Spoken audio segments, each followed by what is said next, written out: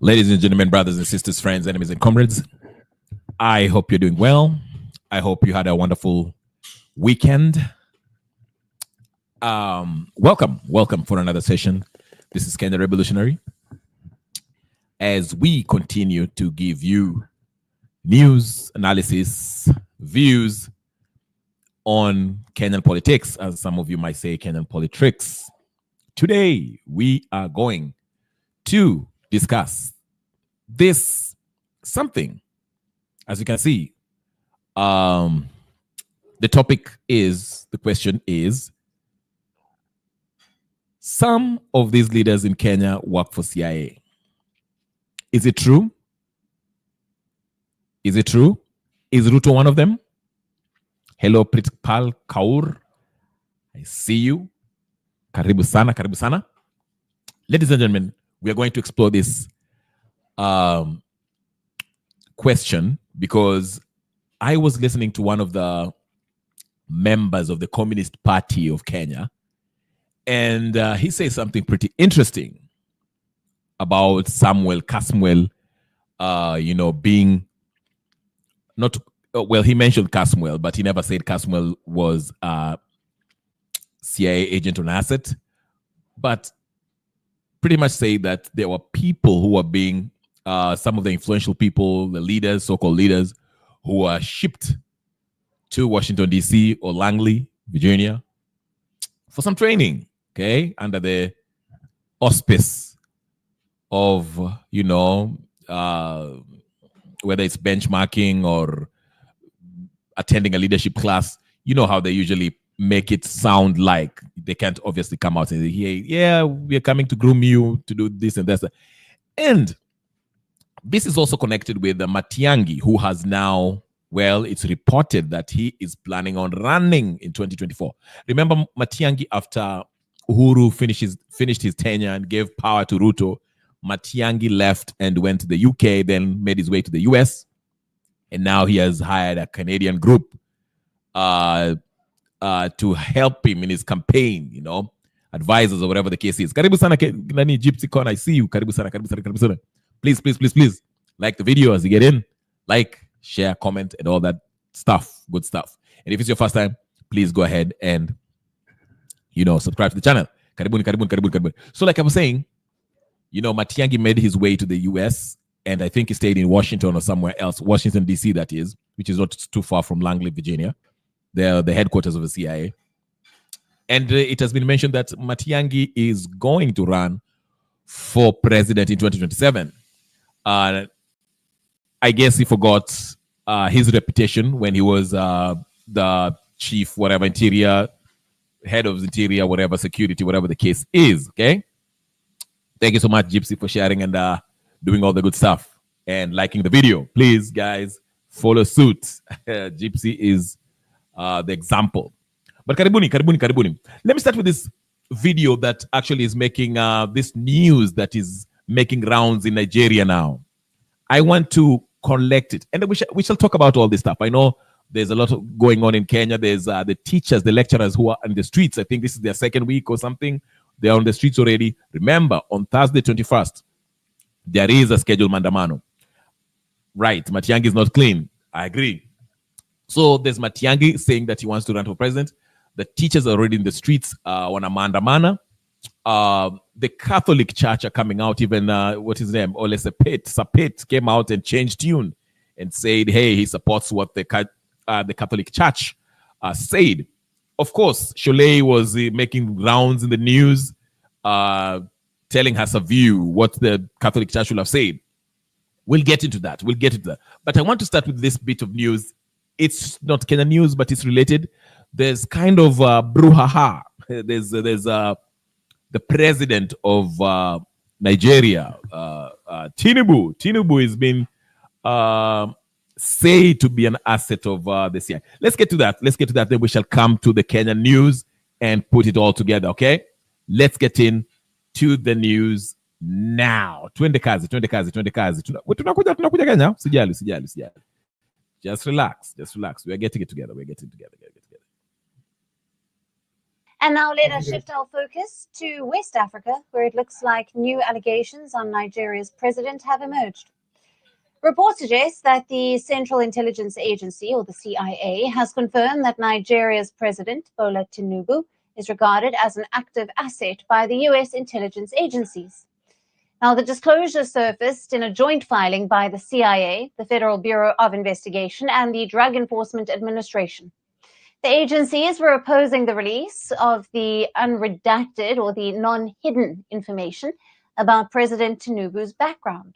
Now, according to the Nigerian journalist David Hundeyin, who has spearheaded the efforts for full transparency, the American agency submitted a memorandum citing Tinubu's status as a CIA asset. The CIA's memorandum underscored the importance of safeguarding its intelligence partnerships. It stated that human sources can be expected to furnish information to the CIA, and only when they are confident the CIA will do everything in its power to prevent the public disclosure of their cooperation. Now, this has sparked a huge debate about whether President Tinubu is a CIA agent or not. Now, 72-year-old Bola Tinubu has been serving as the president of Nigeria since 2023. President Tinubu is criticized as the flying president for the frequent visits that he takes outside of his country. He had forfeited about $460,000 to the city of Illinois in the United States in 1993 after an investigation linked him to drug trafficking activities. But in April of 2023, Tinubu's party, the All Progressives Congress, told the Presidential Election Tribunal that he was of no interest to the US government, as the 31-year-old civil forfeiture case was not against him, but against the money that they said was found in 10 bank accounts that were opened in his name. Now, this came as Tinubu's candidacy was challenged by other presidential election contenders. And now the party's claim prompted Nigerian journalist David Hundeyin and the US-based legal data website Plainsight owner Aaron Greenspan to file a Freedom of Information Act request to the FBI, the CIA, and the DEA to seek more information on the US government's interest on Bola Tinubu. Now, the DEA has also supported the CIA's position, asserting that while citizens have the right to transparency about what their government was up to, they are not entitled to unrestricted access about President Tinubu.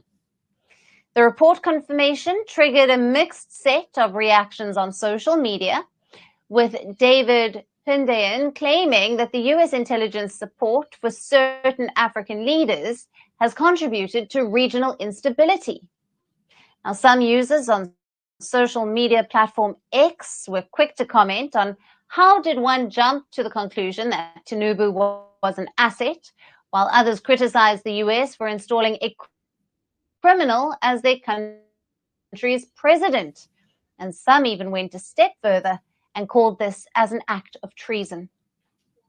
In response to the accusations on President Tinubu, his special assistant on social media took to X and dismissed the claims surrounding the president's alleged CIA ties. He called them baseless and tragic. But the stance of US intelligence agencies of not releasing information about President Tinubu, as well as the government and president's silence on it, has raised more questions than before. Okay. Now, like I said, in Nigeria, that's the kind of news that's making rounds. Somebody filed a FOI, Freedom of Information Act, in the US to get in more information about Tinubu. And it seems like he had his dealings with the CIA. He kind of had a case in Chicago, Illinois, state of Illinois, let me just say that. And, he made a deal and never served time and left the US and went to Nigeria and became the president, okay? And of course, there's a lot of people after the election, they said, Tinubu was not voted by majority vote. You know the deal, you know the story, okay? Now, sema shi, karibu Mariam. So let's bring it back to Kenya. You might be asking me, hey, that's Niger, kwani Kenya ni vipi? Well, I've told you before that we've been visited. We've been visited. Let me not say we've been. Let me just be clear. Ruto has have welcomed the head of the CIA twice, once in January and again at the end of October, where he had a meeting with the head of the CIA. What were they talking about? Okay. Of course, that same day, as I mentioned, the 30th, 30 something, he, now the ex-ambassador, U.S. ambassador to Kenya, also had a meeting with the CS in the Ministry of Defense, Saipan, okay? So people might be asking, what were they discussing? If you look at everything that Ruto is doing, it is only beneficial, majorly beneficial to this transnational multinational companies, okay? Whether it's the Bill Gates Foundation being given a free pass. I mean, the discussion even in the US, people are talking about, should Bill Gates be arrested? Okay, in some places in Europe, they've banned him. There's a court order out there to arrest Bill Gates in Italy, I believe, and some other countries because of his push for these things, Shindano, and, for the humans and whatever. So you see that he's been, but in Kenya, Musalia Mudavadi and Ichungwa have welcomed him with open hands. Now, don't take my word for it.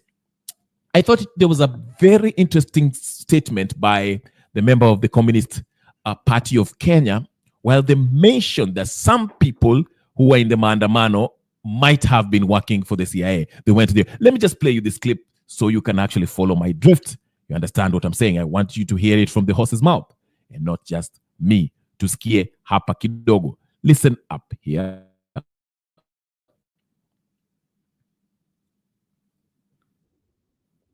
Recruiting and CIA is also recruiting. That is the truth of the matter. Why don't we have Kasmuel here? He was at the forefront of leading the Gen Z uprising. But we know for a fact that some of the people that were in the street now are being airlifted to Washington, to those perversion of programs in the name of training leaders for Kenya. Rejects reject. During the Gen Z uprising, we were recruiting and CIA is also recruiting. That is the truth of the matter. Why don't we have Kasmuel here? He was at the forefront of leading the Gen Z uprising.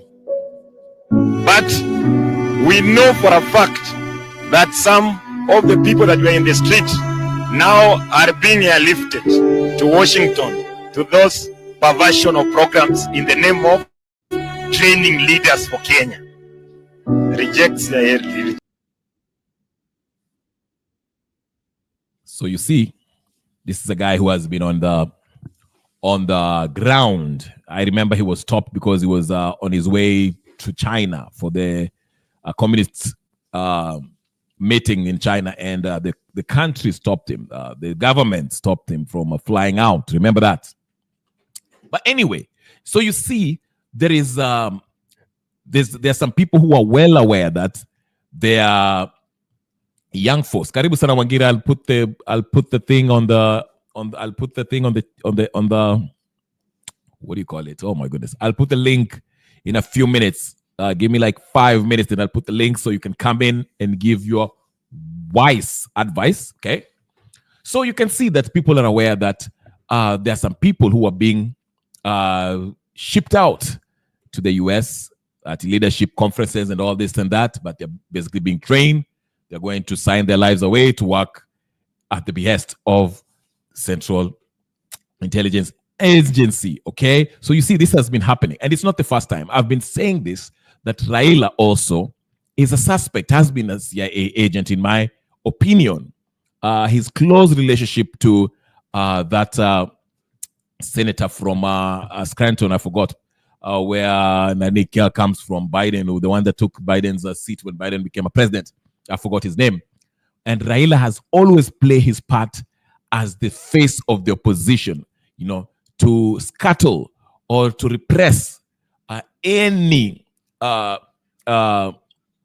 organic revolutionary movement. Okay, he always positioned himself as the only option, the only opposition, the only opposition in political opposition in Kenya. And in turn, once he loses, he plays all these games, playing like the votes have been stolen, to play with people's feeling, emotions. Then he goes and join the loser or the oppressive regime of the day, or the person who have lost. That way, they can maintain power as the political elite. That is Raila's main, I think, his main agenda, main job as the head of the opposition. He always wants that position. He always maintain it. So once the president of the day gets power and start messing up, Raila will try to behave like he's opposing the president after a while. Then he will pretend to be running against him again. Then again, just to scuttle any organic grassroots movement, and then joins the government again. That is done to deny any space for any organic grassroots revolutionary movement. That's why I say Raila is control opposition, is a close asset and ally of the CIA. Now, let's get to the news of the day. These pastors and what do you call them? Pastors and sijui nani. There's been a lot of noise about Ruto and the church and all this. In fact, there are members of the church, I forgot which church it is, in Kisumu, who threaten Ruto, saying that, hey, listen, if you keep on with the abductions and the taxes and all this stuff, we shall go to the Maandamano. And I will show you. Let's just listen to this news, whatever. This was Kindiki. Actually, before I go to Kindiki, let's listen to Gladys Sholay. You remember her? Gladys Sholay lost her entire mind. Let's just listen in, and then I will bring you guys in, Wangira and others, to join the conversation. Let me play that so we can get into the views of majority of you. Karibu sana, people. Let's listen to Ninio. This is a little bit lengthy, but after this is Ninio, we shall get to the matter. He went to a Catholic church, the Soweto Catholic Church in Embakasi East, in keeping with the promise that he had made the day before. Listen to this. So, hiyo nyumba ya Father pale wa Naisanda, sawa? Utakuja kuniona Monday ama Tuesday, takutafutia shilingi milioni 5. Wow. All right. The deputy president also was somewhere in Kirinyaga County and made this pledge. Kwa hivyo sisi ile tuko nayo ni kutoa nini? Sadaka. Wengine wametoa, na hata mimi nikubaliwe nitoe nini? Ya kujenga headquarters. Mambo ya Harambee tungojee sheria ile itatengenezwa ya kutusaidia. Hii kama tumeelewana. Na washukuru wote ambao wametoa sadaka. Mimi nimetumwa na sadaka ya rais ya shilingi milioni 5.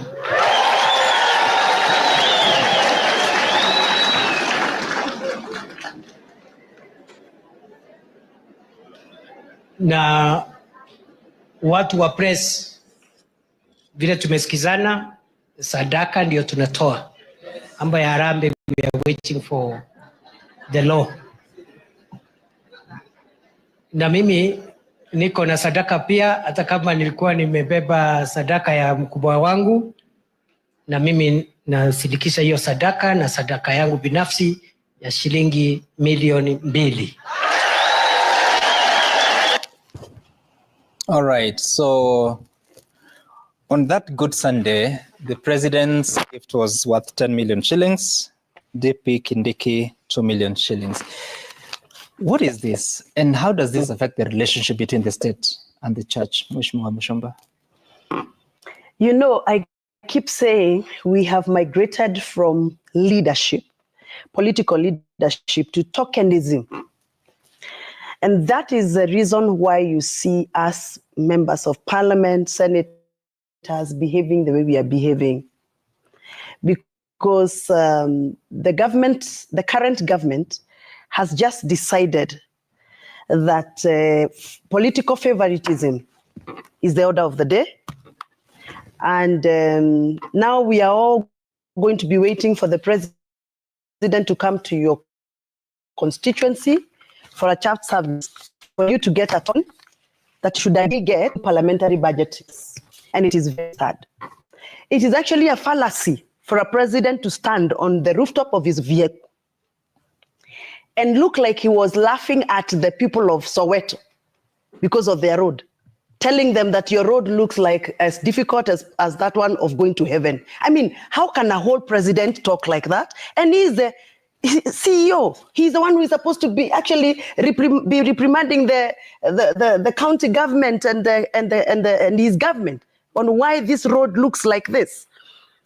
And the money he gave in charge, for heaven's sake, it's good to give in charge. But I think we are also overdoing. I mean, when you give to one church 5 million shillings, yet there is a small village in Githunguri where we cannot even deliver our milk to the collection center. And we only need that 5 million shillings to do that small road. I mean, something is not right. And I think for me, I feel like we are using our political position to attract following and to subdue other leaders so that we can follow some leaders for tokens and favors. And to me, it's completely out of order. Okay.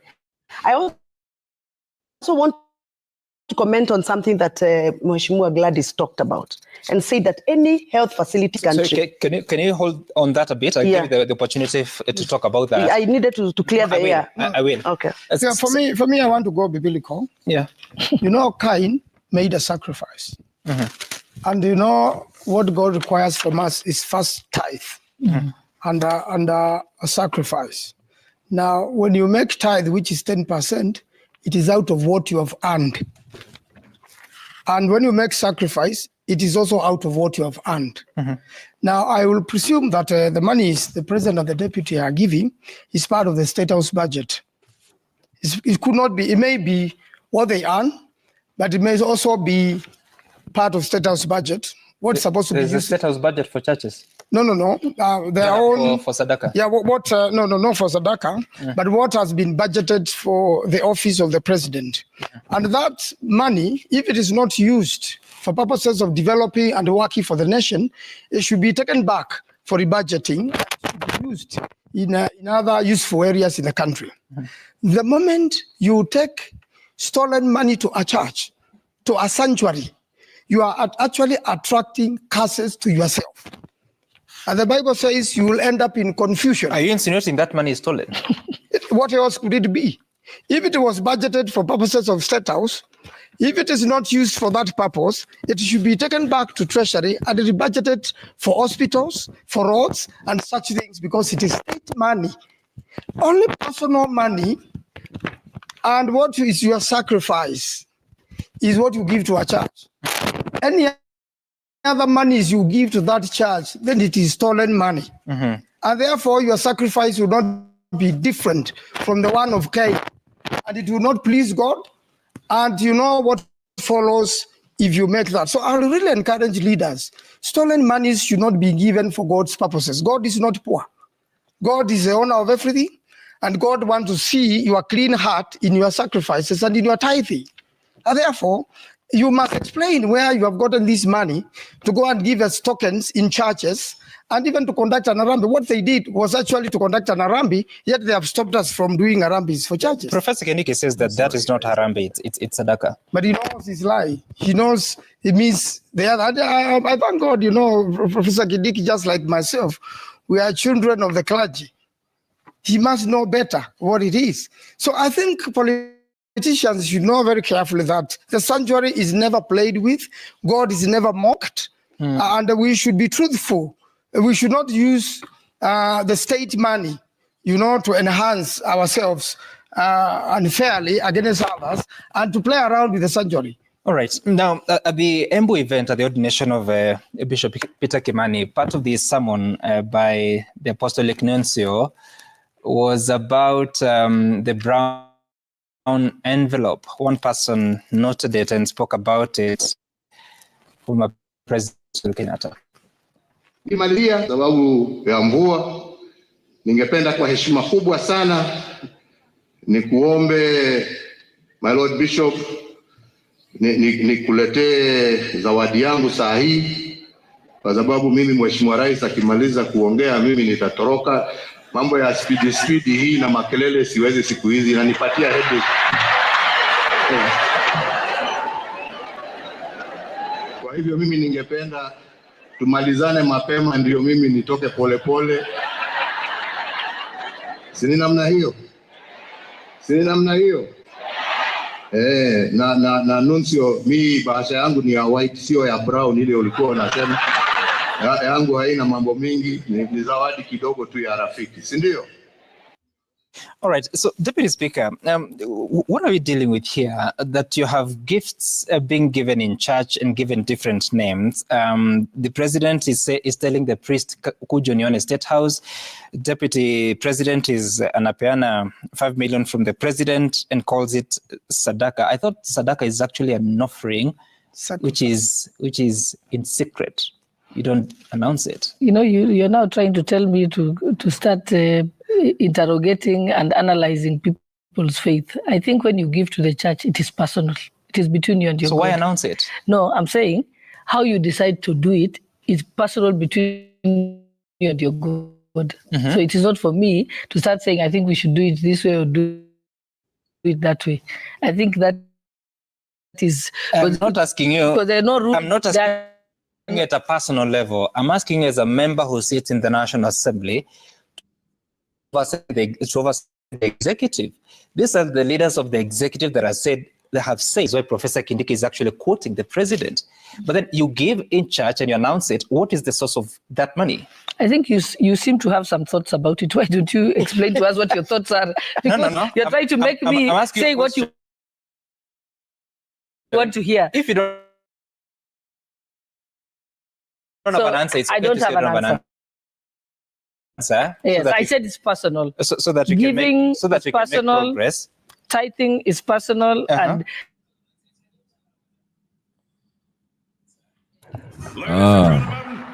my video is acting up, ladies and gentlemen, brothers and sisters.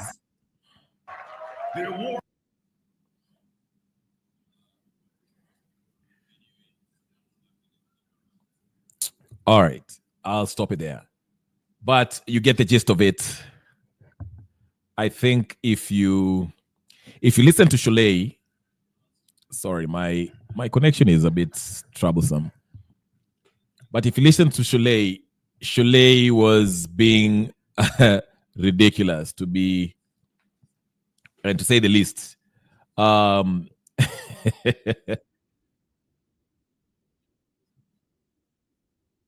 on. There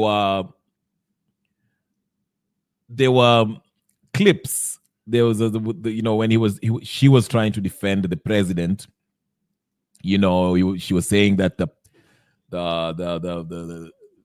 what is it called? The bishops were supposed to do this, go to the State House and do it in secret, and she didn't like the words that the bishops were using when describing the situation in Kenya. I mean, it was just ridiculous. The whole thing was was ridiculous, to say the least. But I'll play you those clips so you can actually get to see what I'm talking about. When she was, responding to the church's, what do you call it? Statements against the administration. Here it is, ladies and gentlemen, brothers and sisters, friends, enemies and comrades. That is what the church is supposed to do. They're not just supposed to come and cry and say things are bad and everything is going wrong without giving us a solution. We are looking upon them. They are our spiritual fathers and mothers. Government, Mheshimiwa Speaker. Sorry? They're not in government. I mean, they're no obligation to speak to the president at State House. No, let me tell you, even when I see something going wrong, I don't go and make a press conference about it because I have access that's to the what I'm president. saying. It is okay. You can have difference of opinion on how to approach issues, but is there anything wrong in the church bishops coming together to give a press statement on what they think is the state of the nation? From listening to their statement, they simply used very lofty words, anxiety. They were crumbling education. They just used very big words. Is there but a they problem in never, the education sector? No, I want them to say, they should have been more specific. They should just say, the challenge is A, B, C, D, and these are the solutions that we think we should be proposing. But don't just say anxiety, crumbling, failure, odd billions. Deputy Speaker, I thought they were very particular. Violation, human rights and freedom of speech, abductions, talking about the situation of the June 25th and events after that. They're talking about culture of lies, NHF, and kept promises and misplaced priorities. They have gone into the detail to say that... Those are not specifics. Those are just English words. I'm saying when the government fails to fulfill... They are descriptive words. They are not specific. I just want to read your paragraph. When the government fails to fulfill its promises, particularly concerning payments to essential service providers, it harms vulnerable communities. This is the case with NHIF. The neglect of faith-based organizations, hospitals, now owed billions in dues is an issue we have addressed constantly, even with the president. And you're saying that they should have gone to speak to the president at State House. Yes, and also... Aye, Honorable Wangira, please help me with this Shulei lady. I have no words for her. I have no words, literally. I don't know, maybe you can find something to describe her, or maybe you might be sympathizing with her as far as her views are concerned. Help me. Karim. You know, let me talk about, the CIA issue and whether, William Samoei Ruto could be the asset, if you allow me to. Absolutely. You can talk about anything you want. There is a lady called Susan Williams. Susan Williams wrote the book titled White Malice, the CIA and the Covert Recolonization of Africa. And in that book, Susan Williams says that as early as 1959, the CIA had a brief in Africa, and that brief was simple: to use any means possible to secure American power interest across the continent of Africa. That was the mission of CIA. And I don't think that anything has changed as far as this mission is concerned, the mission that was put up in 1959, according to Susan Williams. If you look at the interference by the CIA in African geopolitics, we can start with, Congo DRC. Congo DRC got the independence, I believe that could have been in 30th of June 1960, where Patrice Lumumba became prime minister and Joseph Kasavule became the president. And, historians will tell you that, CIA played a big role towards the assassination of, Patrice Lumumba. And, Congo DRC has never been the same again. Congo DRC has never been the same again. We understand, that the coup that toppled, the man I like calling Osage for Kwame Nkrumah, the coup that toppled him when he was on a foreign trip, I believe in Singapore, was engineered by the CIA. Even the day, even the problem that, Libya faced, people believe that, the problems in Libya have been engineered by CIA. So, in Africa, to survive as a political leader, you must agree to become the puppet of the Americans. And, majority of African presidents are puppets of Americans. You remember there was the U.S. African summit that was held in 2022, and there was a Ugandan lady writer who termed it as a puppet summit for African leaders, because she described the leaders that attended that particular summit as just puppets of the U.S. So as far as I'm concerned, given the history on how William Samoei Ruto got onto power, you remember there have been talks in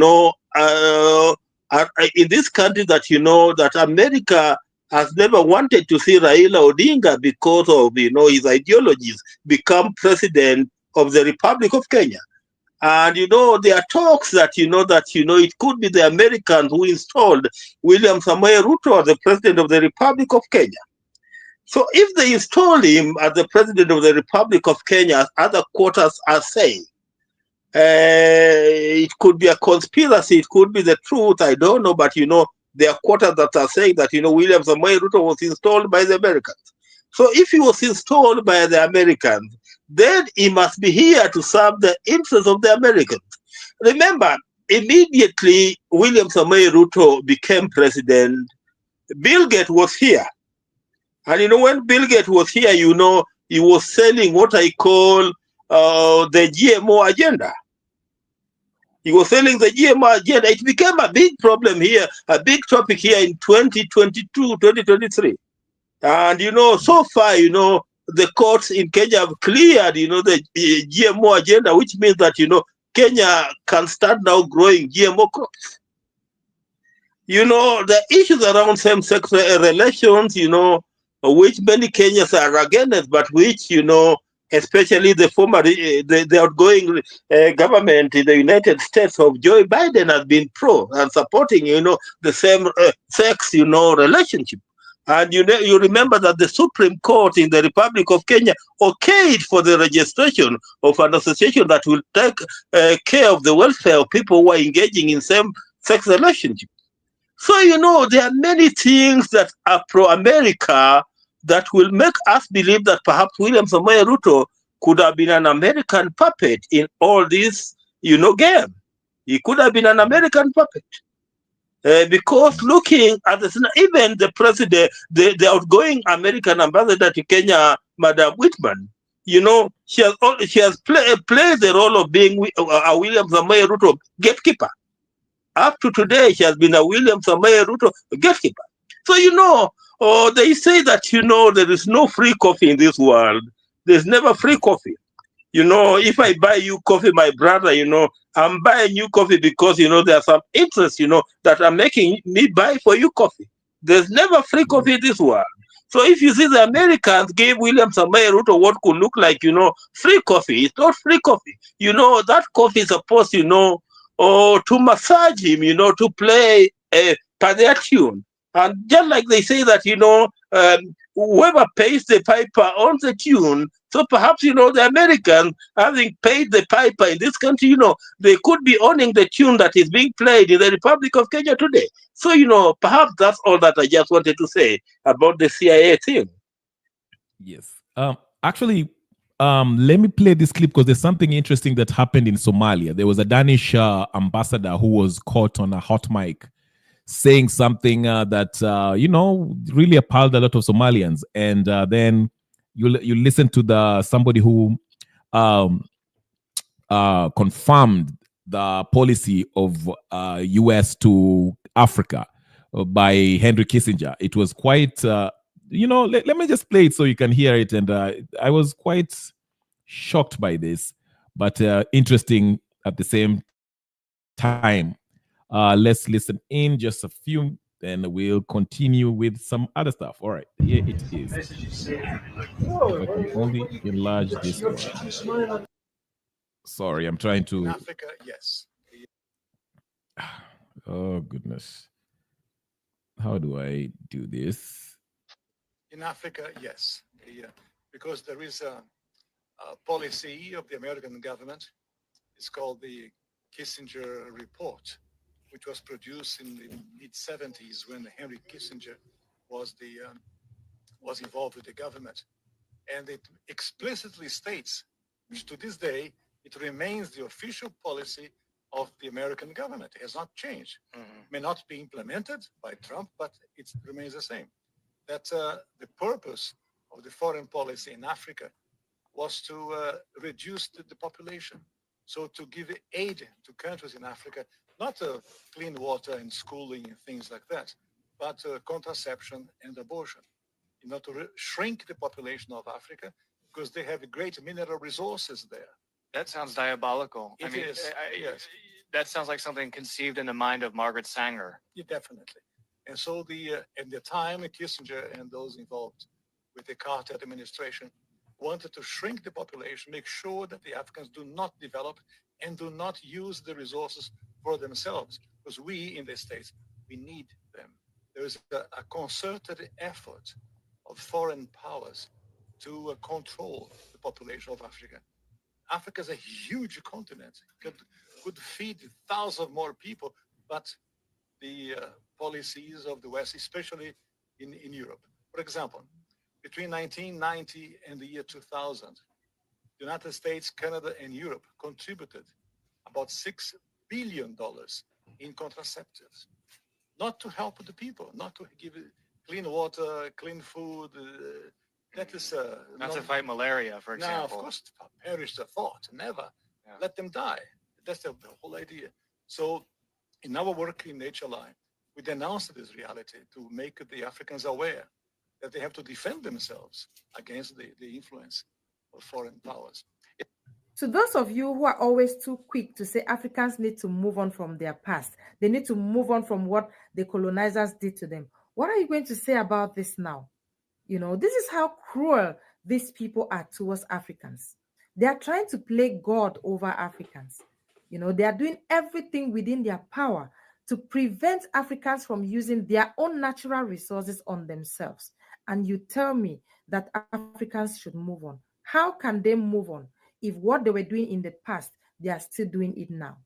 And worst of it, some of our leaders are aware of some of these things, and they are doing nothing to protect their people from these people. So this is really sad. All right.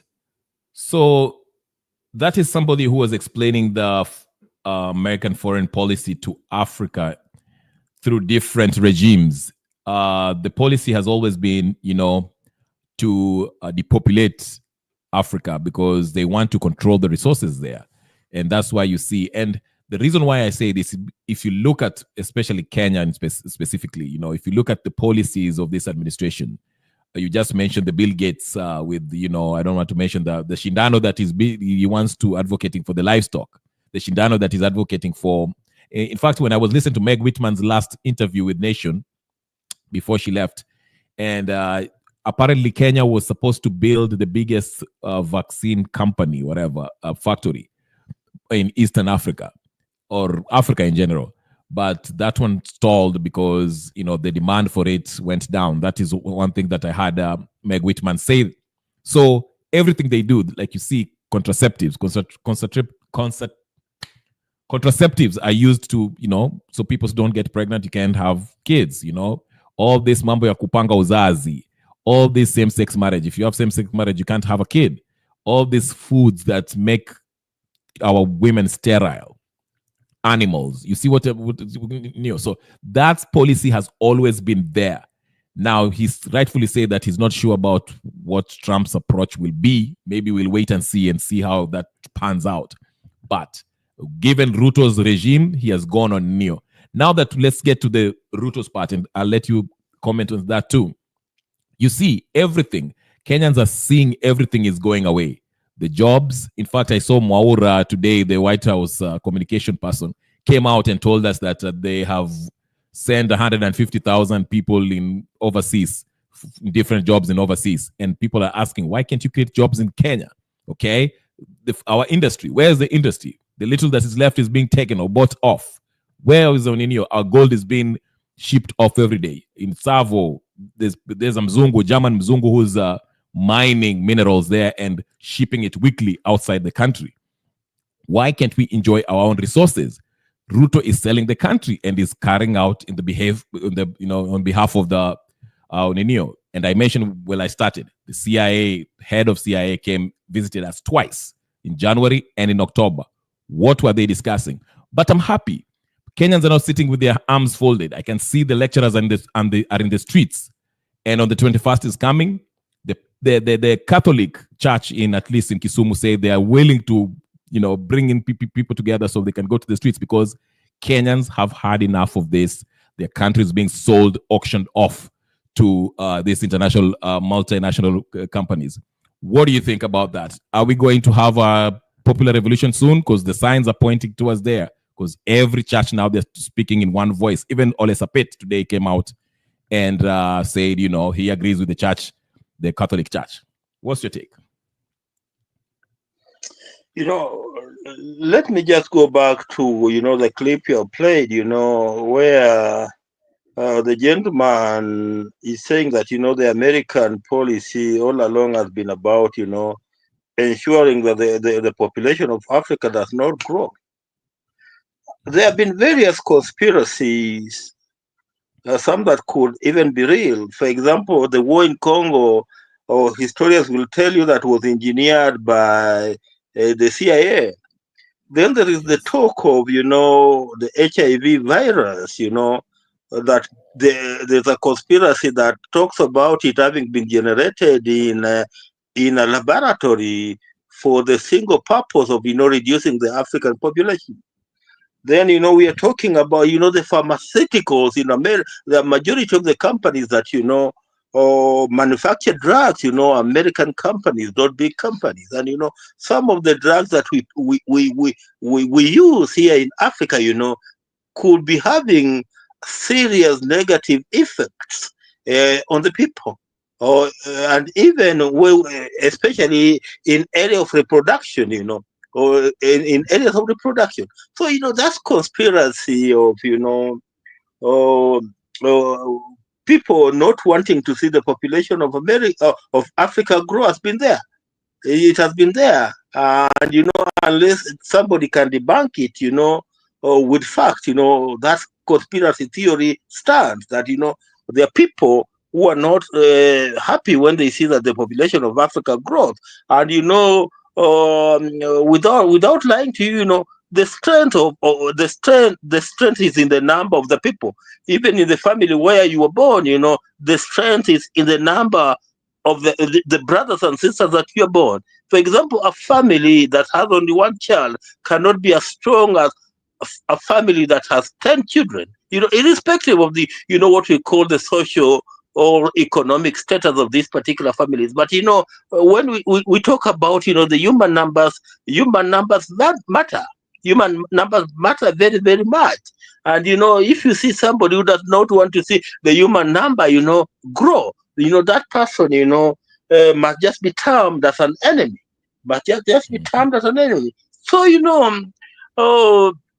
looking at how, things are happening, and I believe even the reason why William Samoei Ruto has not been in a position, to govern in the manner that, is supposed to govern, is because he has been a puppet of somebody else.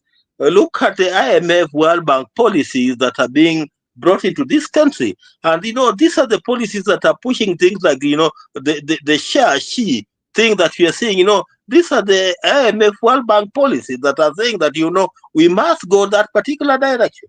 And, this takes me back to what people call, the new world order. There's somebody, who is interested to see that, we attain, the new world order, where, they will be in control. For example, the seed. When I was growing up as a child, after the harvest, we could pick the best of the crop and would spare it for the next season. Today, if you go to the villages, there's nobody, who keeps the seed for the next season, because they depend on the shop. They believe that they'll go to the shop and buy the seed, which means they're not in control of the seed. And, if you are not in control of the seed, then, whoever controls the seed can decide whether you should starve or you should eat. So, we are not in very, very good in a very, very good place as a country, especially if it's true that, the leader that we have is a puppet of somebody else. And even, you remember the GNC revolution. Even I believe the Americans had a hand in helping, William Samoei Ruto, to stem down the GNC. I believe they had a hand, to say that, it did not achieve, the role that it wanted to achieve. So, we are dealing with a puppet here, and if you're dealing with a leader who is a puppet, and is serving another person's interest, then you are not at a very, very good place. Yes, I agree with you, because I also mentioned this in my other live stream when I said the methods that are being used, these abductions and extrajudicial killings that are happening in Kenya. It was happening, well, after the Americans came and visited Ruto. And if you look at, there's a book by Christopher Hitchens, it's called The Trials of Henry Kissinger. And it actually details information, declassified details now about how Henry Kissinger and his cohorts, especially, let's say, in that country, Chile, with Pinochet, they were using the security forces, people from the military, to abduct dissenting voices and kill them extrajudicially. So there's that's why I'm drawing those two examples. The same methods that they were using then in South America is the same methods they were using in Kenya with this whole abductions and killings and people disappearing. I can see the hand of the CIA all over it. It's just amazing how this it seems to be that is the modus operandi for for the CIA through their puppets to crash down the opposition that they don't like, especially after the Gen Z scared to remove Ruto. Now, I want you to give me your opinion on one other than Matiang'i, a very interesting figure. He apparently, he was lost for a while. He went to Washington. I heard he stayed there for a while. Then he just hired this Canadian, team that helped helped the president of the new president of Botswana to come into power. And he seems to be planning for 2027. I want to hear your take on that. And also, Martha Karua said something that I was shocked. I had they were asking her, she was being interviewed in one of those with Jeff Koinange and the other lady, I forgot her name. And they asked her, who do you think won in 2027? And she maintained, she said, Kibaki. And they asked her, are you sure? And she maintained that. And it just made my blood boil, but I will let you, I would like to hear your take on that. Martha Karua's adamant about 2007 saying that Kibaki won. And then Matiang'i's running for president 2027. Do you think he might win? Or, maybe people might not be happy about his presence? Go ahead. I've been following, the reception of that news by Kenyans today online.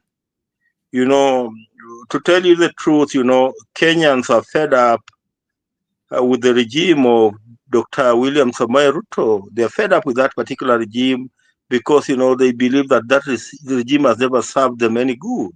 So, there's a talk in town that, anything that can run against William Samoei Ruto, that thing will win the elections in 2027. So, Matiang'i, looking at the reception that I saw today online, where, majority of Kenya, seem to have welcomed, the Matiang'i candidature. So if it's true that, if it's true that that was the correct position, then Matiang'i seems to have chances. And again, the reason why Matiang'i could be having chances I have three reasons. Reason number one is that, his Kisii community is not as small as many people would want to think. The Kisii community could very easily bring forth 1 million voters. And, if a guy is starting with 1 million votes, that's a big number, in the Republic of Kenya. Secondly, the Kikuyus are fed up with, the regime of William Samoei Ruto, what we call the Murima. The Murima, they have kicked William Samoei Ruto out of their picture totally. And, they are scouting for any other person. And they are saying that, they can vote for any other person. It must not be one of their own. But so long as, that person is in a position, to serve their interests, then they are ready to vote for him. And remember, Matiang'i, we used to call him, the super CS when he was cabinet secretary for Uhuru Kenyatta. So, there could be a Uhuru Kenyatta hand here that is now pushing, Matiang'i, having been disappointed with Raila Odinga, he could be pushing Matiang'i for Matiang'i to run in 2027. And, if you bring in the Mount Kenya vote and you bring in the Kisii vote, then if you can convince Kalonzo Musyoka to support Matiang'i, then to me, I see their chances that, Matiang'i, given this other, I told you yesterday that Ruto has opened so many fronts, like the lecturers are on strike, the Gen Zs, are not happy with him, the sick people are complaining. So, he's battling so many fronts. Today I understand that, the 5 million shillings that, he had pledged for a church in Nairobi, the Catholic Church has decided that, the money be returned to William Samoei Ruto. So, Luke is in a very cumbersome situation. And being in a very cumbersome situation, there's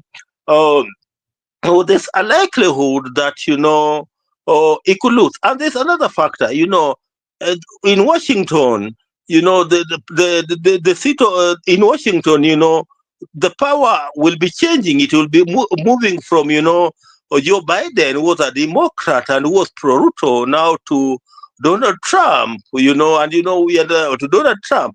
And, I understand, that Donald Trump was a Uhuru Kenyatta buddy, and was a Uhuru Kenyatta buddy. Joe Biden was a William Samoei Ruto buddy. And, given, these aspects, including the CIA aspect that we have been discussing with you this evening, and the American interest, it will depend on whether Matiang'i can be in a position to serve the interests of, Joe Biden. And, if he can be in a position to serve, not Joe Biden, sorry, but, Donald Trump, whether he can be in a position to serve the interests of Donald Trump. And if he can be in a position to serve the interests of Donald Trump, then, Donald Trump could welcome him with his warm hands. So, it's interesting, but, where William Samoei Ruto is standing is a weak guy. Because they were looking at influence. This is a guy who won with 50 plus 1% in 2022. But just 1 month ago, his influence had dropped to 7%. For a person who won with 50 plus 1%, for his influence to drop to 7%, that just tells you that this is a person who is hanging on something, but it will not take long before it drops down. So we cannot rule out the Matiang'i candidate. Finally, on Martha Karua, I've never liked Martha Karua because I tend to believe that Martha Karua is partly the cause of the problems that we have faced as a country, including the 2007-2008 post-election violence. And these are my points. In 1997, we negotiated what was called the IPG, Inter-Party Parliamentary Group, that came up with amendment, especially on the electoral laws, where it was agreed that political parties shall participate, in the nomination of the electoral commissioners. So and that that is the law that was used, to pick up the Kibitu and team, that conducted the 2002 elections. So when Kibaki became president, people became tribal. I remember the late John Michuki saying that, it's not the constitution that we wanted to amend, it's more that we wanted to remove. Then, the lady you're talking about, Martha Karua, became a conservative, and, it's the reason why we could not go the Bombas way. You remember, Kibaki had promised Kenya that, if he becomes president in 100 days, he'll ensure that, the bombers drafts become the Kenyan constitution. But because of the lack of, Martha Karua, who took a hard stand, we did not go the bomber style because they said that, you cannot have an executive prime minister because they had promised Raila Odinga to become prime minister. So they were seeing because the Bombas draft was all about a parliamentary system, where the president is head of state and prime minister head of government. So they in their mind they felt that if they allow it to become part of if they allow it to become the constitution of Kenya, then it's going to benefit Raila Odinga. So in their picture, they were not looking at the bigger picture called the Republic of Kenya. They were seeing a gentleman called Raila Odinga. So to them, they were supposed to use every mechanism in place to block Raila Odinga. And that is where the disconnect between Raila Odinga and Mwai Kibaki came in because of the likes of Wakina Martha Karua. We went to elections in 2007, and remember, before 2007, there were commissioners that were retiring in the IBC. That time it was called ECK, the Electoral Commission of Kenya.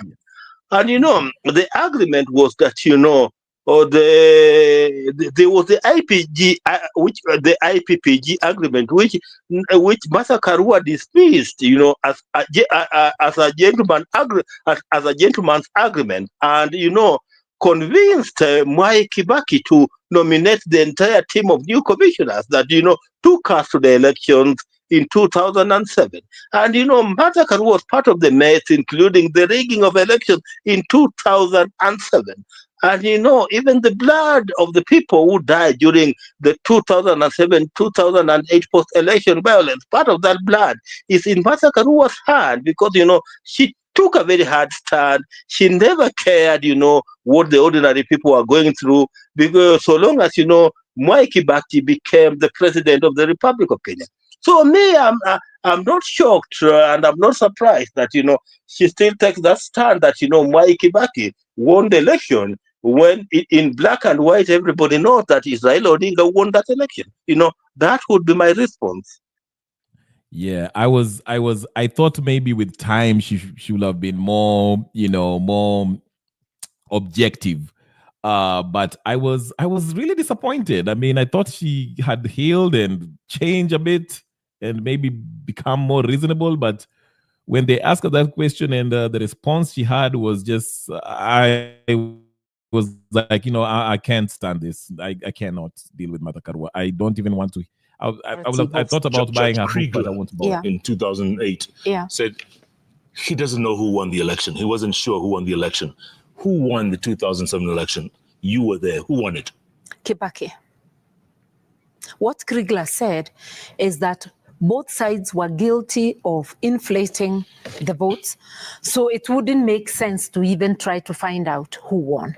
Meaning that the electoral rules had been violated in such a big way that really you may not be able to get to the bottom of the matter. But if you're asking from the votes Kevoito announced, I'll tell you straight, Kibaki won. And I'll tell you also that there was a group, and Kriegler is public, anybody can read. He had a very small margin. There's another group from the US, Professor Troop. They also tried to remove what they saw as excessive votes from either side. Like if any polling station had above 80.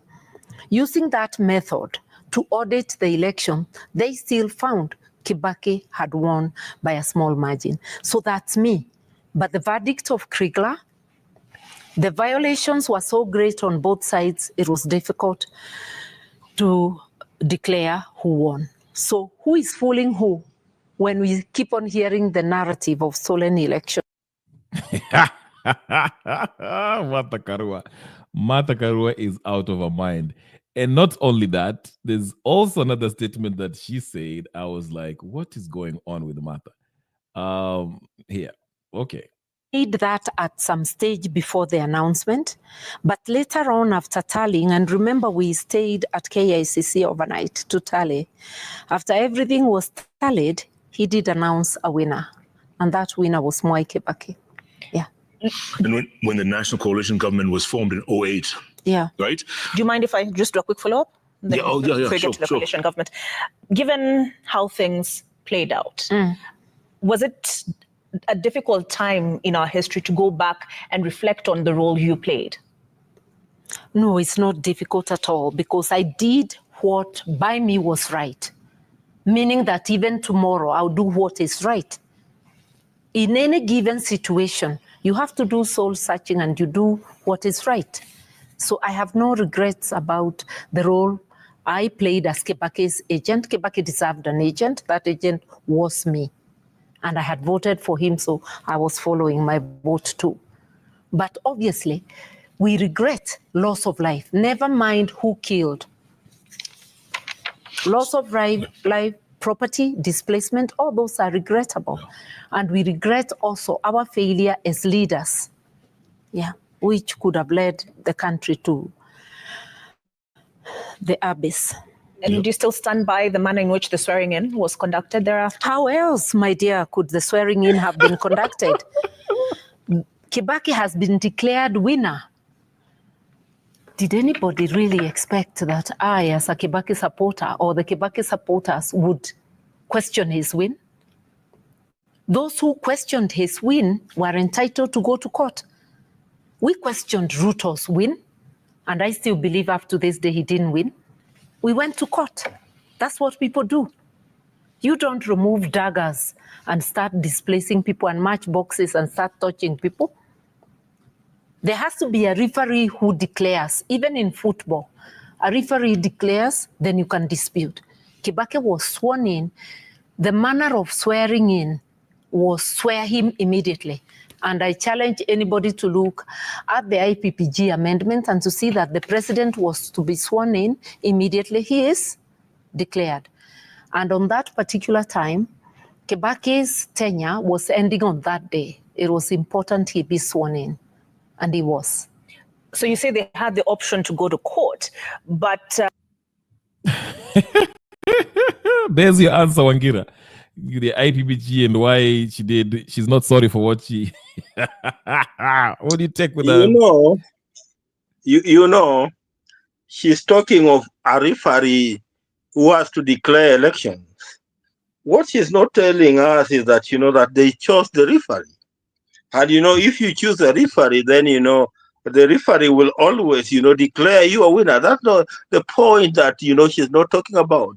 Secondly, she's not remorseful. It's public knowledge that, the 2007 electoral process was mismanaged and she was part of the problem. She's not remorseful at all. She does not tell us that, they went against, the IPPG recommendation that had allowed political parties to partake to the nominations of the commissioners and advised, Mwai Kibaki, to nominate, commissioners single-handedly. And anywhere in Africa, where leaders, appoint, commissioners single-handedly, they always win. I can give you the case of Uganda. I can give you the case of, Tanzania, where commissioners, are appointed by president. And, where a president appoints commissioners, then, the president always has a upper hand, and that's what she's not telling you. And, I don't know, my brother Raila Odinga does not learn. I call him my elder brother because I respect him because of age. Does not learn. Is this the person that Raila Odinga thought that could have become a better deputy president for the Republic of Kenya? Is this the person who could have become a better deputy president for the Republic of Kenya? A person who is not remorseful, a person who does not recognize history?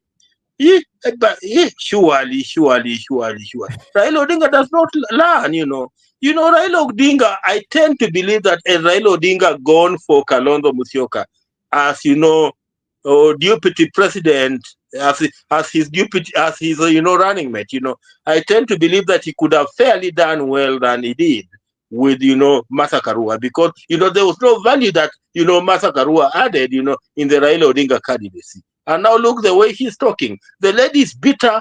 The lady is jealousy. The lady is everything that can be negative about a human being. I usually have this friend of mine who's from the other side, Kip.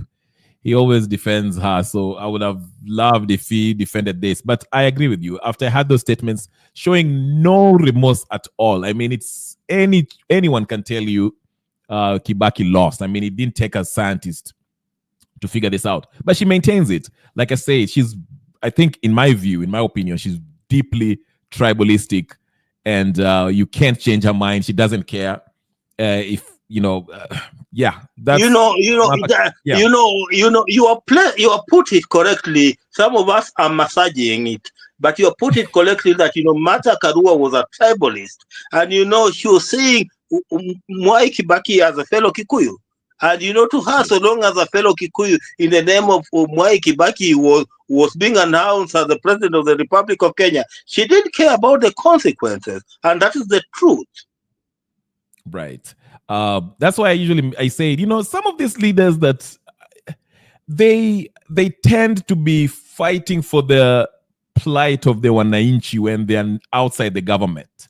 But when in the government, they do the exact same thing that Ruto is doing, even maybe worse. I mean, even somebody like Matiang'i, who we just discussed here, even if Matiang'i wins, to me, I personally believe that Matiang'i will be worse than Ruto, or just like as bad as Ruto. Based on him being super CS and the things that he was doing, the orders that he was making on people in Rivayala and everything else, I think Matiang'i will be just as bad as Ruto. And by all means, I think he's already a puppet. What was he doing in Washington before running for president? Maybe they were grooming him to become the next, whatever. So I don't, both of them, like I said, these politicians, and somebody mentioned something, I forgot, I saw it on to Twitter or something, and they mentioned something. This whole crop of politicians who have been there since the early 90s, late 80s to this day, the Martha Karuas, the Raila Odingas, the Kalonzo Musyokas, the, Wetangulas, there's no real difference between each of them.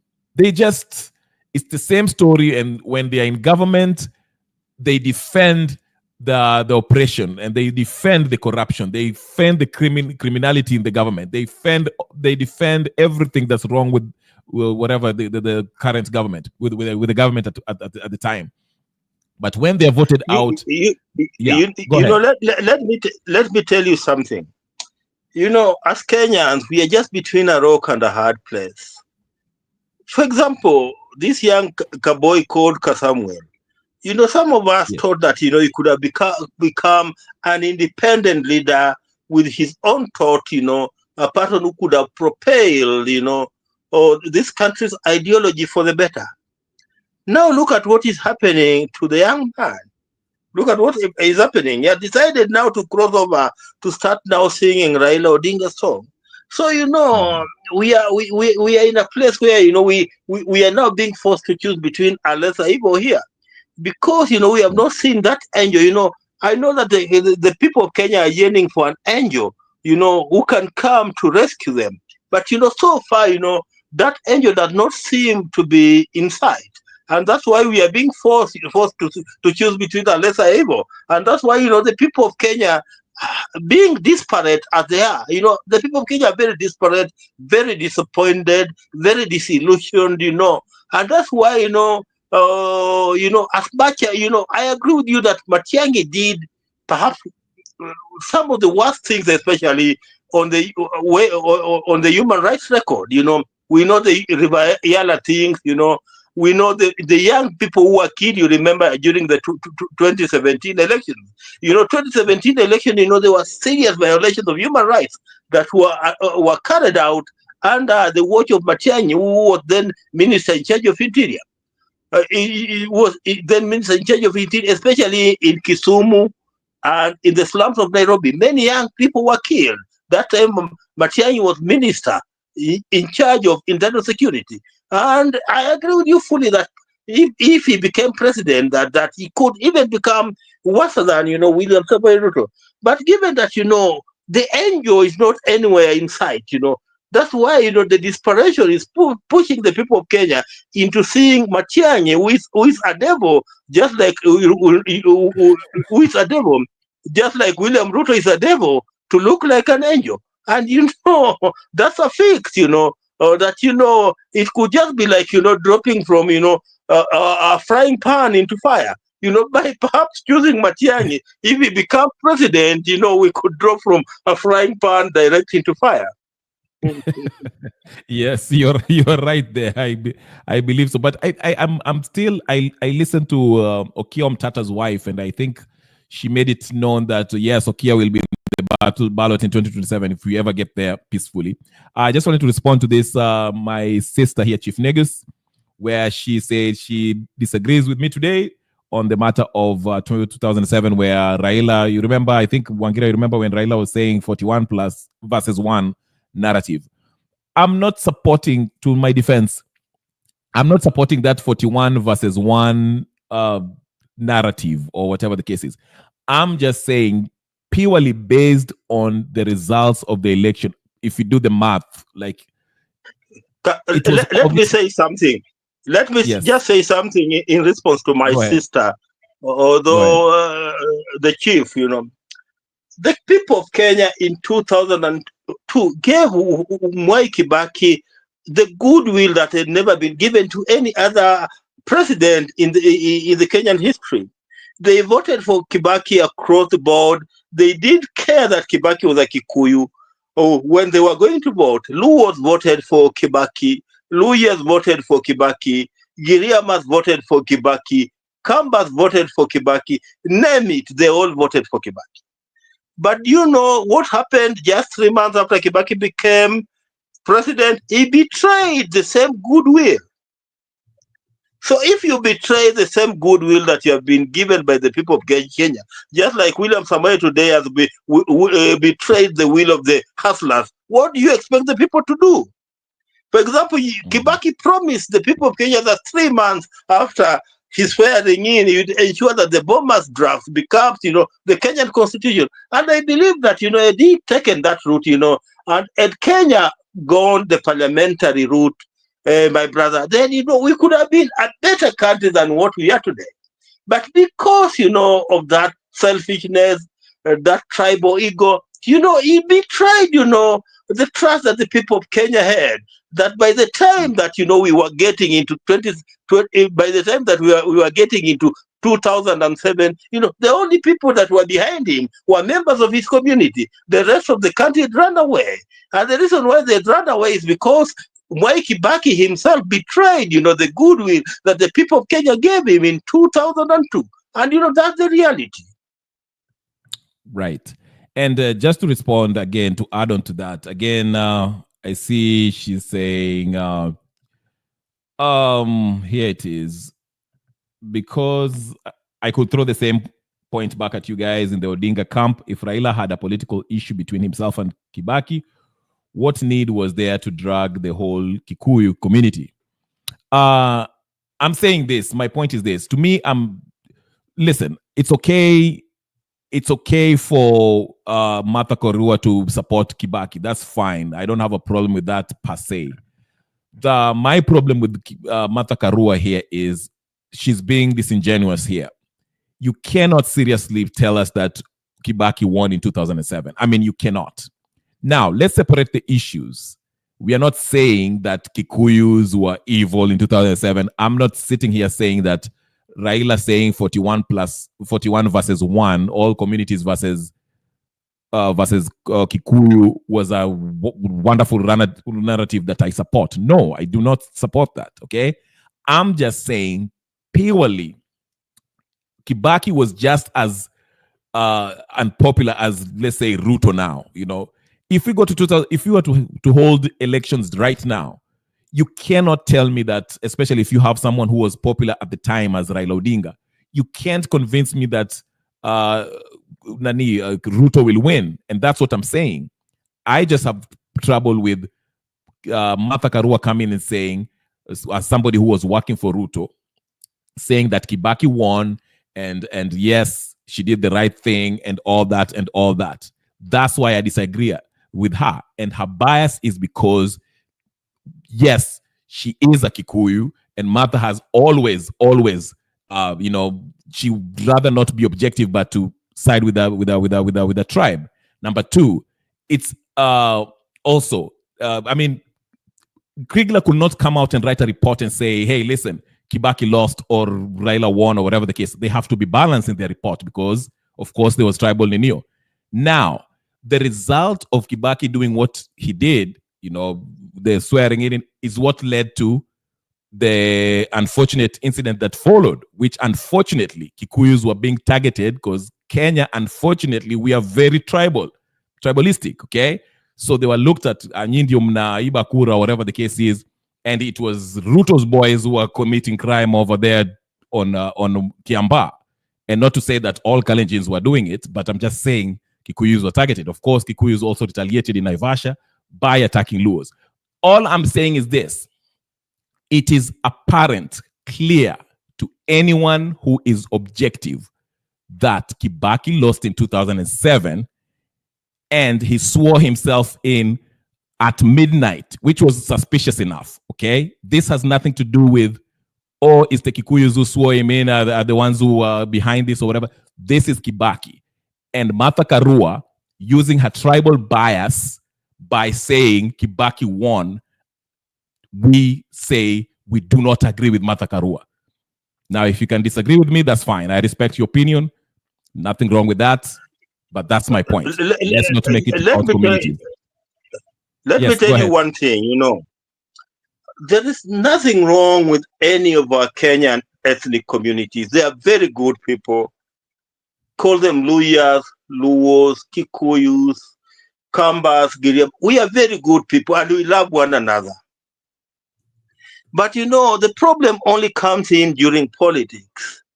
And that's where, the so-called or political kingpins, want to use us as their collateral in what I call, the divide and rule. And this thing began, let me give you a history, of 1969. Immediately after the assassination of, Tom Mboya on the 5th of July, 1969, Mzee Jomo Kenyatta felt very threatened because, the political atmosphere was so hot. And feeling very threatened, he went back to his community and, he forced members of his community to take an oath to protect what they were calling Utamaki. And, he was telling them that anybody who tries to grab Utamaki from us, we shall deal with him the way we dealt with the white people during the Mau Mau fight. Come the 1990s, late 80s, 89, 1990, up to 1992. Daniel Toroitich arap Moi felt, threatened in the same manner that, Jomo Kenyatta felt threatened in 1969. What did he do? He went back to his people and told his people that, there are people who want, to grab power away from us. And what were the consequences? The consequences were the tribal clashes of 1992, 1997. My own family, my father's farm, the farm that is plot number 3, my Ben settlement scheme. We were victims of the 1992 post-election violence. And my father was a public servant who just retired and was enjoying his life on the farm, and he became a victim. And it's because Daniel Arap Moi that time was telling his people that kuna kweku hapa, so they were dealing with people who are not from their community in the Rift Valley and trying to remove them. And that is the divide and rule thing that I'm talking about. Come to 2007, after Mwai Kibaki, betraying, the goodwill that the people of Kenya gave him in 2002. And you can, they say that after the election of 2002, Kenyans were the most hopeful people in the world. They were the most hopeful people in the world. But what happened that, the people who were most hopeful in the world in 2007 were now doing the wrong things that were happening in this country in 2000. What happened that people who were so hopeful in 2002 were 5 years later, doing wrong things, that happened in 2007. And that this just takes you back to what I've just told you, that after you have messed up, you run to your community. Kibaki also ran to his community, and he told his community that they were protecting the presidency. And his community came on the defense, to defend one of their own. And if you see Martha Karua talking in the manner that she's talking, it was about defending one of their own, who was Mwai Kibaki. And it was about the means justifying the end. If you know what I mean, the means justifying the end. Even if it means rigging or doing whatever you can do, so long as our person becomes president, and that is the mistake that we have been doing, since 1966, 67, 66, when Jaramogi Odinga left government, that has been the disease of this country. So, the problem is not a problem of any particular community, but it's a problem of the leadership, and of a particular leader and a particular leadership, who want, to use, their community, for their own, selfish gain and their own selfish good, irrespective of what the consequences are likely to be. So, like the 2007 election, truly, if they were conducted in accordance to the law, because there was the electoral law already, we know that the IPPG was breached, we know even how Kiwitu himself conducted himself. You remember how he conducted himself and where he announced Kibaki as the winner. The people of Kenya know. So, you cannot operate in an opaque way in the manner that, Kiwitu operated. Then, the president is sworn in an opaque manner, the way Kibaki was sworn in an opaque manner at night. Then you expect the people of Kenya to be happy. It cannot happen. And, that's why we came with now the new constitution, who promulgated a new constitution called the 2010 Constitution that was supposed to take us forward. But unfortunately, we seem to be stuck somewhere. That's the unfortunate part of it. Yes. And also to respond to Chief Negis, my sister, again, Raila gets no pass over here. I don't know if you've heard me. I've always been here putting you, Raila, the con man. I've been saying this. Raila had a part to play too. He had a role in these leaders. Both sides had a part to play in the 2007 elections. The way he was running his campaign also led to that, because there was heightened tensions. Okay, people felt that his matamshi yake, his pronouncements were geared towards against the people of the mountain. Of course, he didn't say it outrightly that I'm against the people of the mountain or whatever the case is, but some of his pronouncements were could be understood as being against the Ninio, because he was saying the famous 41 versus 1 or whatever, 40 versus 1 or whatever the case is. We knew what he meant, okay? So those are things that played into what happened in 2007. So no, he's not getting a pass. But to Wangira's point is this. We have to distinguish between these politicians when they lose or when they're under siege, when they know that they're doing something wrong, and when the public turn against them, they run to their community and say, oh, no. This is it, blah, blah, blah, blah, blah. I'm being targeted. They want to play the victim card, and they include the community. They want to have this siege, this victim mentality. Oh, we are being attacked as a community. Even Matiang'i, when Ruto came to power and he was summoned to the I don't know, was it DCI or something like that, to answer questions.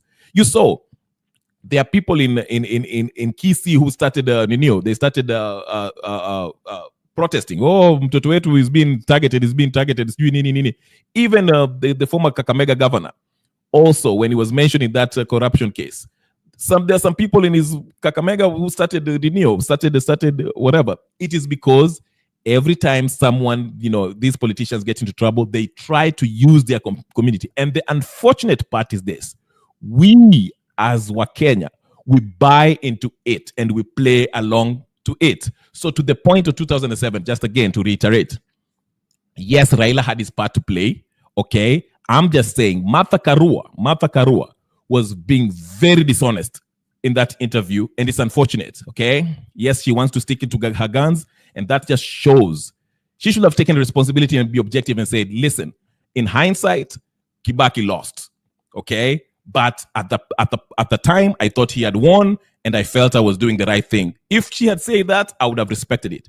But she maintained and tried to convince the public that, hey, Kibaki won. And everyone, I mean, come on. If you're objective, you know the Kibaki lost, okay? That's all I'm saying. I'm not saying that, oh, I agree with what Raila said or whatever, or I agree that Kikuyu's lost. It is not about Kikuyu's. Kikuyu's were not in the ballot. It was Kibaki who was in the ballot, okay? And his minions, Martha being one of them, played a part in the rigging of election and doing all the. I remember Martha Karua almost getting into fistfights with I think it was Orengo or even the Ruto we are talking about. So this is what I'm saying. Let's not bring in a community when the particular politician is doing something wrong. Yes, he might be a Kikuyu, he might be a Luo. When he's doing or he or she is doing wrong, we call it out and we differentiate between Yes, she might mention the Kikuyu part of it, and we might mention how tribalistic they are. We should mention her bias, her being disingenuous. We should mention and expose that, but not let's use the community as, oh, she's representing this community, so the whole community is in that. That's my response to that. I hope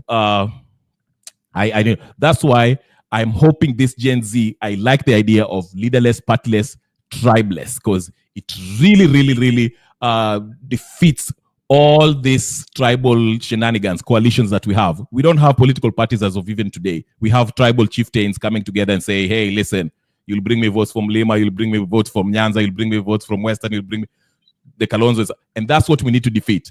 So that's why I'm hoping Okiya Mtata, I know he might not be a household name to some people, but I hope somebody like that can run and hopefully, he has shown through the years that he's not playing this tribal card and being mixed in all this. You have explained it very, very well that, it's not about any community in this country, because we as communities, we live together every day as brothers and sisters. But, we are being, misused by politicians, for their own selfish gains. Let me give you an example. You remember after, William Samoei Ruto and Uhuru Kenyatta were taken to the ICC. What did they do? They returned to this country. And what were they telling, their communities? They went back to their communities again. And that they were telling their communities that, it's this man, Raila Odinga, who wants to take us to the ICC. So, they were using, their communities as a defensive mechanism, defend us. Because if you don't defend us, this man will take us to the ICC. So, it's time that, we delinked, communities from politics, and we dwelt largely or majorly on ideologies, because until the day that we'll attain what Tanzania has attained, as much as it looks more of a one-party country, that has been run by Chama cha Mapinduzi since 1977, when TANU and the other party in Zanzibar joined to become CCM. But their politics, seem to be more mature, because in Tanzania, it has never been about the community. It is about the ideology of a person. That's why, Samia Suluhu, the president today, that's the reason why she's likely to be re-elected in 2025, despite coming from a small community. Ali Hassan Mwinyi came from a very, very small community, but he was still elected. I understand Kikwete also came from a small community, was elected. The only person perhaps who came from a bigger community was John Pombe Magufuli, who came from the Sukuma, and I understand that the Sukumas are many. But, majority of them, have come from smaller communities. And it's because, they sell the party ideology more than community. But in this country, we still sell the community. And we discard the ideology and send the community, and that's why anytime we are going for elections, is about community A belonging to this basket, community B belonging to this basket, community C belonging to this basket, irrespective of the ideology. Even where there's no ideology in this country, you can still pack members of your community into a basket and they'll still vote for you. And that's what we are saying, that we need to run away from that particular thinking, because if we don't run away from that particular thinking, we are going to continue having problems. We are going to continue having issues as the people of Kenya. Thank you. It's so interesting that you say that. Even when Mutuse was in that impeachment process and he was losing points when he was being cross-examined, I mean, I was looking at the tweets on X, and there's some people who are saying, "Oh, look at how Kambas are looking so bad right now." Kambas, and I'm thinking, what has Kamba people have to do with Mutuse? Mutuse is standing there as Mutuse, not as the Kamba community, okay? And they're like, I was like, what is this? So anyway, so you make a very good point. There's no ideology, and the Gen Z exposed this. And I usually mention this immediately when the Gen Zs was when Ruto came down hard on Gen Z and thrashed them kind of for the moment at least. You could see there was a concerted effort by the government to really ethnicize the politics of Kenya. Raila was brought in the fold. Raila took his people to the government, and you remember Oguda Gabriel, Robert Alai, and Kaluma, the MP from Homa Bay, or whatever the case is. They were really vocal and mentioning this whole Luo now we in power. I don't know, Luos have never been given a chance. You could see that they're really re-emphasizing this whole Luo has been in Mount Kenya should have enjoyed power. Now it was done by design to bring out this difference between communities. There are some people who started talking, oh, these Nilots are now together. Now Nilots are together. Let's now do Bantu versus Nilots. You see what I'm saying? All these vloggers and all these people who are affiliated with the government, they had a concerted effort to really bring out the difference in tribes and politicize it. Make it okay, ati nyinyi hamwendi maandamano, sisi tunaendanga maandamano, just to bring that difference. And it was done by design, because if we are divided, we cannot have something similar to the June 25th, which was the Kenyan people, youth, coming together to remove the sitting president who was leading us astray. That is what they are avoiding. And I don't know, maybe 21st we might see different, but I like the fact that everybody, even these churches, that's why Ruto is so worried about this church thing, because the churches, people look at the church as a place to find refuge, okay? Whether spiritually or when, people are suffering, they go to the church.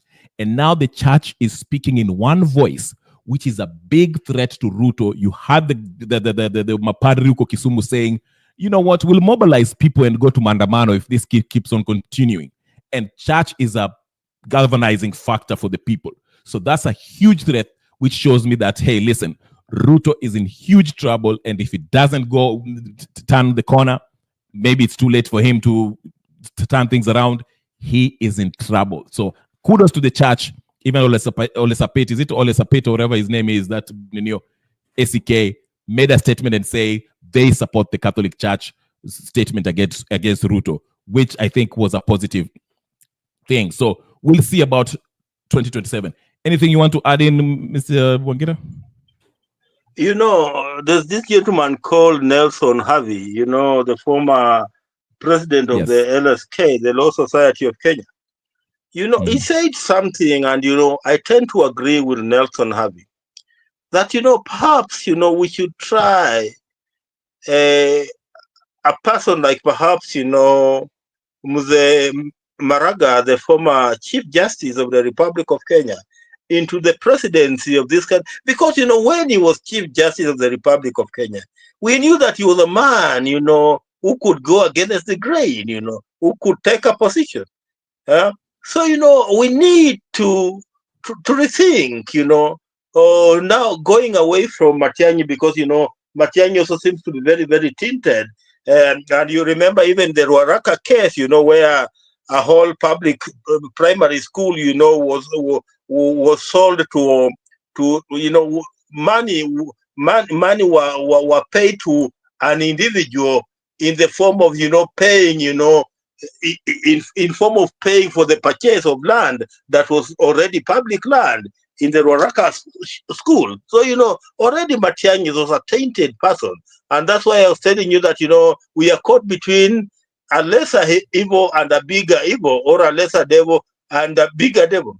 But, we can't rethink, let us rethink as the people of Kenya. For example, you have talked of, Omutata. Already we have a person like, Maraga. I don't want to talk much about Kebaso, because Kebaso is a young man who came the other day. So we have not tested him enough. But, we have tested, Omutata, and we have tested a person like, Maraga.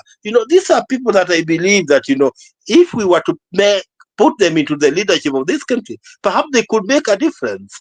Perhaps they could make a difference. But, and that's what I'm praying, that, let them not get scared, or perhaps, let them take this challenge on behalf of the people of Kenya. And, perhaps they could be surprised if they find themselves being elected. Don't be, for example, Omutata, when he was running, I come from Busia, as I told you, when he was running to become senator of Busia, which is dominantly ODM, he never ran on ODM, but, the people of Busia still elected him to become their own senator.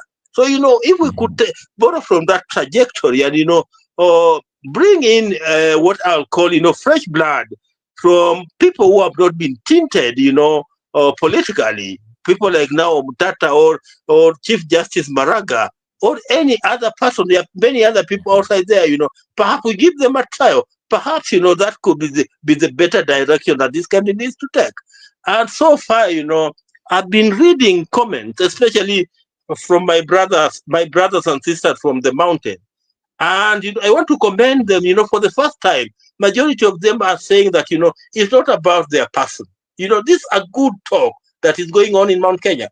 That is not about their person. So long as a person, who can propel Kenya forward can be found, they are ready to vote for that particular person, even if this person does not come from their own community. And this should be the message that we should sell around. It should not be about your person. Oh, I see that Luo Nyanza people are still stuck with Raila Odinga. Even when Raila Odinga is going to an African Union, they're still stuck with Raila Odinga. They need to disconnect themselves from Raila Odinga and think, of having a fresh person that they can support. And that's the only way that we shall make Kenya the country that we want Kenya to be. But so long as we are stuck in this mud that I want to call mud, the mud of tribalism, the mud of divide and rule, then our problems will remain there forever and forever and ever. Because somebody tells me that the distance between Egypt and Israel is like 700 kilometers. Imagine a distance of 700 kilometers took Israelites 40 years. 40 years. 40 years. Yes. And it has been 62 or 60. Is it 62? Since it has been 62 years. Imagine. We have been stuck in the mud for 62 years. And we don't seem to be moving, getting out of the people of Kenya. So we must, come up with a new mechanism that will ensure that, we get from the mud that we are stuck in, so that, we can move forward as a republic and as a country. That's all that perhaps I could say. Thank you. Like I said, the people of Murima, so to speak, they might be the ignition to this popular revolution. I mean, they are really, really out there. They are passionate about Ruto must go. And I won't be surprised if they are the ones who, take the forefront in this anti-Ruto wave that's happening. It might be on the 21st, which is Thursday. We don't know. But not to say that, not to make it about communities, but sometimes, when we break down Kenyan politics, like you said, Wangira, we vote along tribal lines. That's just it. That's why, again, I like the idea of these young folks who wanted to disassociate themselves from the older generation who are still, tribalistic and all that stuff. And again, you're right. Nyanza province still have some way to go. They're still shackled by the idea of this enigma conman Raila Odinga. It will take them time. Maybe if Raila goes to AU or Kuwait, or God forbid he dies, maybe they'll, start thinking different ways, and just, so we'll see. It will be interesting. I think once Ruto leaves, I would like to see, it will be interesting. Let me just say that. It will be, once Ruto leaves, I would be interested to see who will take over, especially if he was to be removed through a popular revolution. I don't know if the army might take it, or just people decide, Article 1 to follow it, like I usually say.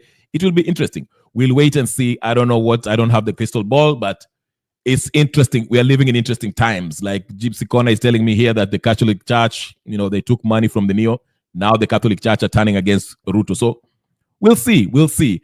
Anyway, I will wrap it up here. So if you have any closing remarks, Mr. Wangira, please share with us before I call it quits. And I'll read some comments too. I'll just let me just wrap it up by saying, we are in very interesting times as the people of Kenya. And, I'll say that the ball is in our court. And, it's up to us as the ordinary people of the Republic of Kenya to decide on what we'll do with the ball. With what we'll do with the ball. So if we utilize the ball correctly, then I believe we are going to score in 2027, for the better of the majority of the people of Kenya. That's how I want to close it. Thank you.